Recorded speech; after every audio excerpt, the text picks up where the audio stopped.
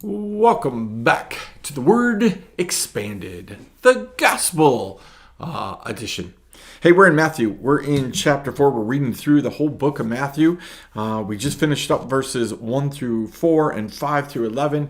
And now we're in verses 12 through 17. This is exciting. It's the beginning of Jesus' ministry, a new thing. Right? How is Jesus going to begin his ministry? Well, let's look at it, let's read it, and let's pull out truth from it. Now, when he heard that John had been arrested, he withdrew into Galilee. Leaving Nazareth, he went and lived in Capernaum by the sea in the territory of Zebulun and Naphtali, so that that was spoken by the prophet Isaiah might be fulfilled, the land of Zebulun and the land of Naphtali, the way of the sea beyond the Jordan, Galilee of the Gentiles. The people dwelling in darkness have seen a great light, and for those dwelling in the region and shadow of death, on them a light has dawned. From that time, Jesus began to preach, repent, for the kingdom of heaven is at hand. I want you to understand, first of all, get this whole picture, right? John the Baptist, right, spoke about repent, right? Because the kingdom of heaven is near. Jesus says it's at hand. That phrase is important. Jesus begins his ministry by stating the kingdom of heaven is here. It's at hand. It's right now. Right? That's super important.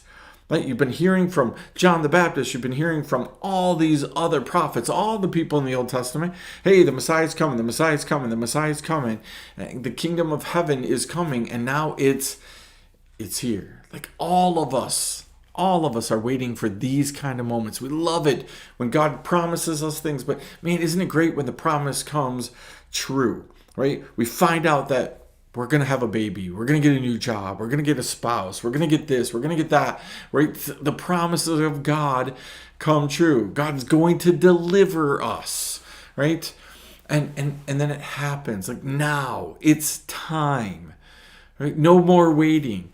No more having to talk about it. It's going to happen, and it's happening right now. But notice that the beginning of Jesus' ministry, from the very beginning, he's doing it differently than we would anticipate. Right? Again, John the Baptist gets arrested.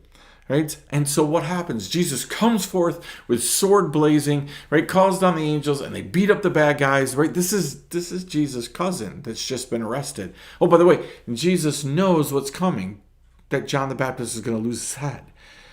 And he does nothing to stop it. Right? Instead, what Jesus does is he withdraws. Right? Now, part of this is for prophecy to be fulfilled. Right? That says that right there. He did it, that it might be fulfilled. But part of it's because, again, Jesus has this plan that isn't about him being in the forefront, leading this massive charge against the government and the politics and all the bad guys. It's this whole idea about getting people to do life differently. Jesus is in the forefront. He's in the forefront of different thinking. You've heard it said, but I say. You've heard it said, but I say. Jesus says over and over. We would expect in this moment he would go to his cousin, save his cousin, right? John the Baptist, nobody greater than him in the prophets. But Jesus doesn't. Instead, he withdraws because it's about God's timing. 3 years. God's timing, not Jesus' timing, right? Again, Jesus knows that his entire mission is even for the people that are going to arrest and kill John the Baptist. Right? Nothing is going to sidetrack him. And what the enemy is constantly trying to do throughout the Gospels is to try to bring Jesus out. Right? Now, Jesus is the light of the world. Everywhere he went, he was shining. But the enemy is trying to control that light and trying to demand when and where it's released so that he can be killed earlier. Right? Jesus had a mission. Part of that mission is to train up people in the way they should go. Redefine, declare the mission, declare the kingdom of heaven. The enemy's trying to push that along and get rid of Jesus. Now, part of that is the enemy doesn't know the whole plan. He just thought that killing Jesus would be great. Let's get rid of him. He thought that about Moses, thought that about a whole bunch of different people. If we just get rid of them, okay. Right? On Simple Truth, talking about that with David. An evil spirit that from the enemy came, tried to get Saul, to kill David. Let's end it.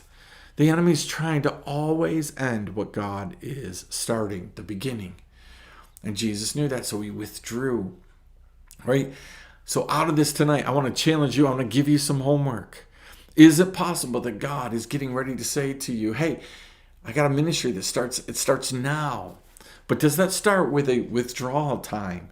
Maybe he's calling you out of your job. Maybe he's calling you away from your family for a little bit. Maybe he's calling you out of your church. Maybe he's calling you out of the positions you've had forever. Maybe it's a new house. Maybe it's a thought process. Maybe it's whatever it is. Is he calling you and saying, hey, the kingdom of heaven is at hand, right? It's now, it's here, and I need you to be prepared. I need you to be on the same page.